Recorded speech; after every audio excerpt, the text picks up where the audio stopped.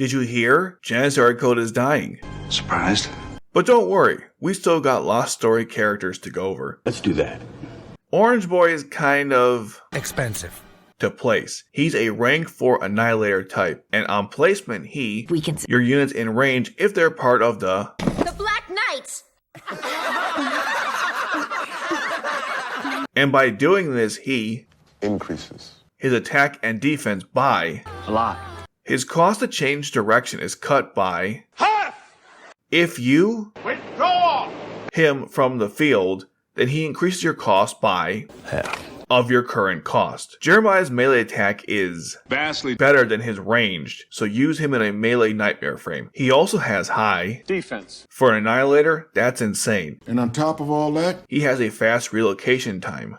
I don't even know where to begin here. I'm not a big fan of his first ability, but if we have learned anything from Taizo, these boost abilities, it should not be underestimated. The ability to reduce the cost to change direction makes his Siegfried stronger than you could even imagine.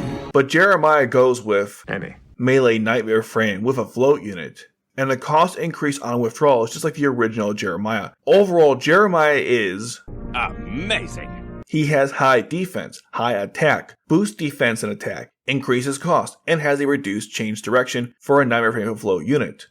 Need I say more? Need I say more? Go get it. But he also costs a ton to place him. Next. Claudio is a rank 3 healer, and by the way, can I just say, it's about time. We got this character. While on the battlefield, Claudio recovers the HP of only one ally in range for a fixed amount. And he increases his maximum HP during the battle. His stats are not the best. He may not seem that great, but consider this. He's the first rank 3 healer that's a part of the Britannian faction, so use him in the faction wars. He also goes together with the Gloucester that the Glaston Knights used. That nightmare frame used to cost money to acquire, but now it's free! Speaking of the Gloucester, it has both range and melee weapons. The range is unique. You can attack every enemy that is one space in front of you, and the special covers the same range as the Sutherland, but deals way more damage. The melee weapon is a lance. My favorite kind. It has decent attack, and its special boosts your attack after use. If you don't get the Siegfried, this works too. The Siegfried is a float unit melee nightmare frame. Its defense is impressive, the highest in the game if I'm not mistaken, and the attack is the most impressive. This nightmare frame has the range of a lance. The special attacks 3 enemies in range, dealing fixed damage. The range of it reminds me of Space Invaders or Tetris. Not sure why.